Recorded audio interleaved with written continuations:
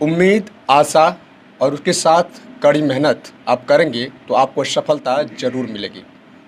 नमस्कार, आप देख रहे हैं युवा संदेश और मैं आपके साथ हूं अभिषेक नायक। इस वक्त मैं मौजूद हूं गोरखपुर ज़िले के मलाव ग्राम सभा में और इस वक्त मेरे साथ मौजूद हैं अपूर्वा त्रिपाठी, जो सिविल सर्विस का एग्ज़ाम देने के बाद आईएएस पद पर चयनित हुई हैं, जिनका 68वां रैंक प्राप्त हुआ है। तो आज इनसे बातचीत करेंगे और जानेंगे इन्होंने किस तरह से अपनी सफलता को पाया और आसपास क्षेत्र का नाम रोशन किया। तो सबसे पहले मैं आपको बहुत बहुत शुभकामना देना चाहता हूं, जिस तरह से आपने कड़ी मेहनत करके सफलता प्राप्त की, आसपास क्षेत्रों का नाम रोशन किया, अपने माता पिता का नाम रोशन किया। तो सबसे पहले मैं आपसे जानना चाहूँगा कि आपकी जो प्रारंभिक शिक्षा रही वो कहाँ से रही? आप हिंदी मीडियम से पढ़ी कि इंग्लिश मीडियम से पढ़ी, ये हमें पहले बताएं आप। पहले तो मैं आपका बहुत धन्यवाद देना चाहती हूँ इस अवसर के लिए कि मैं आपके समक्ष अपनी ये बातें प्रस्तुत कर सकूँ। जी, मेरी प्रारंभिक शिक्षा प्रयागराज से हुई है, वहाँ से मैंने अपनी स्कूलिंग की है क्लास 12th तक। मेरा जो मीडियम था वो इंग्लिश मीडियम था। कैसा महसूस आप कर रही हैं इस वक्त, जो है कि आपके चेहरे पे भी मुस्कान है, फैमिली वालों के भी चेहरे पे मुस्कान है, आसपास क्षेत्रों के लोग भी खुश हैं, तो आप कैसा महसूस कर रही हैं आज आपका सिलेक्शन हुआ है आईएएस पद के लिए? जी, अभी तक मतलब मैं एक एग्ज़ाम के लिए ही पढ़ रही थी, बट इसके सेलेक्ट होने के बाद ये रियलाइज़ हो रहा है कि ये बहुत बड़ी रिस्पॉन्सिबिलिटी भी है। तो मैं खुश तो हूँ ही, साथ में मुझ में ये अंडरस्टैंडिंग भी और डेवलप हो रही है कि मुझे इस काम को बहुत रिस्पॉन्सिबली करना है। तो क्या पहले से यही सपना था कि आईएएस बनना है या बड़ा अधिकारी बनना है, ताकि देश की सेवा की जा सके, लोगों की सेवा की जा सके? जी, मन में तो था कि ये अच्छा एग्ज़ाम है, अच्छी जॉब अपॉर्चुनिटी है जिसमें आप अपने आप को भी डेवलप कर सकते हैं और लोगों के डेवलपमेंट में भी आपका एक रोल हो सकता है। बट मैंने इसकी प्रिपरेशन ग्रेजुएशन के बाद ही स्टार्ट की थी। मन में तो लेकिन काफ़ी पहले से ही था। जिस तरह से आपने सिविल सर्विस की एग्ज़ाम दी और आईएएस पद पे आपका चयन हुआ, 68वां रैंक आया, तो क्या क्या दिक्कत रही, क्या परेशानियां रही तैयारी करने में, जो है कि क्या परेशानियां झेलनी पड़ी, और आपके माता पिता का किस तरह से योगदान रहा आपके इस काम के लिए? जी, परेशानी तो ऐसे कुछ नहीं है, बट ये है कि एग्ज़ाम का जो प्रोसेस है वो बहुत लंबा है। जैसे एक अटेम्प्ट में पूरे 1 साल की पहले पढ़ाई करनी पड़ती है, फिर एग्ज़ाम का ड्यूरेशन भी बहुत लंबा है। प्रीलिम्स, मेंस और इंटरव्यू में कंप्लीट होने में ही पूरा साल भर लग जाता है। तो 2 साल तो एक अटेम्प्ट के लिए लगते ही हैं, और जैसे मेरा दूसरा अटेम्प्ट था तो मुझे 3 साल लगे। तो इतने लंबे ड्यूरेशन तक के लिए पढ़ाई करना और एग्ज़ाम देना, ये एक बड़ा चैलेंज है। लेकिन जैसे फैमिली का सपोर्ट था और पेरेंट्स का, फ्रेंड्स का, सबका सपोर्ट था, तो कभी ऐसे ये नहीं लगा कि हम कर नहीं सकते हैं। तो ये इतना बड़ा ड्यूरेशन भी पार हो गया। और क्या करना चाहेंगे अगर आप कहीं ज़िले में अगर कहीं आपकी पहली पोस्टिंग होती है, तो वहाँ के लोगों के बारे में क्या सोचती हैं, और उन लोगों के बारे में क्या आपकी राय है कि किस तरह से आप अपने काम को अंजाम देंगे अपने पद पर रहते हुए? जी, जहाँ पे भी मेरी पोस्टिंग होती है और जिस भी डिपार्टमेंट में जो भी रिस्पॉन्सिबिलिटी दी जाएगी, उसको अच्छे से पूरा करना ही मेरा मेन एम रहेगा। बट अगर जनरल पर्सपेक्टिव में बात करें, तो जो गवर्नमेंट का जो गवर्नेंस का रोल होता है, वो लोगों की जो डे टू डे लाइफ्स होती हैं उसको टच करती हैं।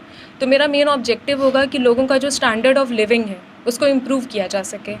और जैसे रूरल इंडिया में रूरल वुमेन के फाइनेंशियल इंडिपेंडेंस के लिए इन सब क्षेत्रों में मैं काम करना चाहूँगी। एक आखिरी सवाल पूछेंगे।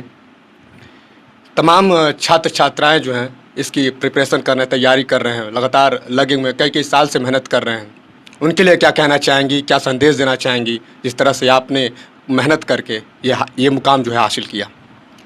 जी, ये बिल्कुल सही बात है कि बहुत सारे लोग हैं जो बहुत मेहनत करते हैं और जिनको मुझसे भी ज़्यादा आता होगा और अपने फील्ड में वो बहुत अच्छे होंगे, और किसी वजह से एग्ज़ाम में उनका भी नहीं हो पा रहा होगा। तो मैं यही कहना चाहूँगी कि एक प्लान बी भी रखें, कि बस एक एग्ज़ाम के सहारे ना रहें, और लाइफ में एग्ज़ाम ही सब कुछ नहीं है, बाकी चीज़ों पर भी ध्यान दें, और जो भी समय एग्ज़ाम को देना है, जब तक देना है, जब तक उनकी इच्छा हो रही है तब तक वो उसको अच्छे से करें, और जब होना होगा तो हो जाएगा।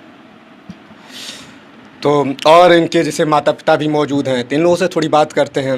ये लोग कैसा महसूस कर रहे हैं आज इनकी जो लड़की है अपने माँ बाप का नाम तो रोशन की है, आसपास के तमाम क्षेत्र ज़िले का नाम भी रोशन की है। तो बात करेंगे, सबसे पहले आपका हम शुभ नाम जानना चाहेंगे। मेरा नाम सीमा त्रिपाठी है। तो और कैसा लग रहा है आपकी जो लड़की है जिस तरह से मेहनत करके ये मुकाम हासिल की है, कैसा महसूस कर रही हैं आप? अभी तो बहुत अच्छा लग रहा है हमको कि इसने अपने मेहनत से, इसका खुद का मेहनत है, इतना ये आगे गई। और लगता था बचपन से ही अच्छे से पढ़ती थी ना, तो लगता था कि ये करेंगी कुछ बातें अच्छा काम, तो वो आज हो गया, तो अभी मैं बहुत खुश हूँ।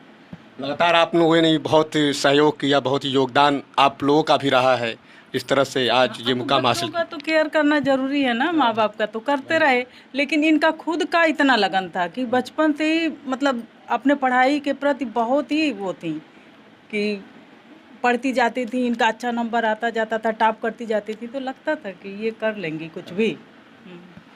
इनके पिताजी मौजूद हैं, सबसे पहले हम आपका भी नाम जानना चाहेंगे। दिनेश त्रिपाठी नाम है मेरा।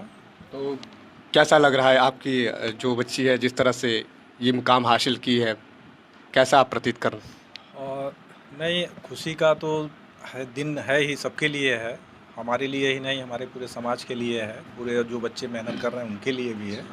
और सबसे बड़ी चीज़ यही है कि जो इसने खुद बोला कि अब इसकी रिस्पांसिबिलिटी बहुत ज़्यादा बढ़ गई है। अभी तक तो घर परिवार की रिस्पांसिबिलिटी थी, अब पूरे देश की रिस्पांसिबिलिटी हो गई है। तो उसके लिए ये जी जान से अपनी मेहनत करेगी, ये मुझे शुरू से भरोसा है, तो आगे भी रहेगा। तो यही इसका है कि पूरे सभी लोग प्रसन्न हैं, खुश हैं, लेकिन रिस्पांसिबिलिटी जिसकी है, जिसकी मेहनत है, महत्वपूर्ण तो वो होता है। बाकी हम कितने भी व्यवस्था करें, लेकिन अगर जिसको मेहनत नहीं करनी है, अगर वो नहीं पढ़ना होगा तो वो नहीं पढ़ेगा। तो ये खुद की उसकी मेहनत है, पीठ हम लोग भले अपनी थपथपा लें, लेकिन मेहनत उसकी खुद की है।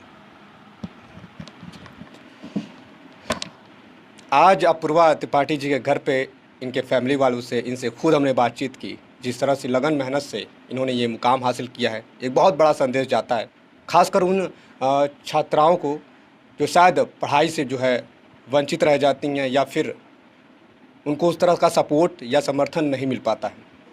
आज एक बहुत बड़ी सीख मिली है, जिस तरह से मेहनत इन्होंने किया है, आसपास क्षेत्रों का नाम रोशन किया है, वाकई में काबिले तारीफ़ है। तो देखते रहिए आपका अपना चैनल युवा संदेश। नमस्कार, जय हिंद।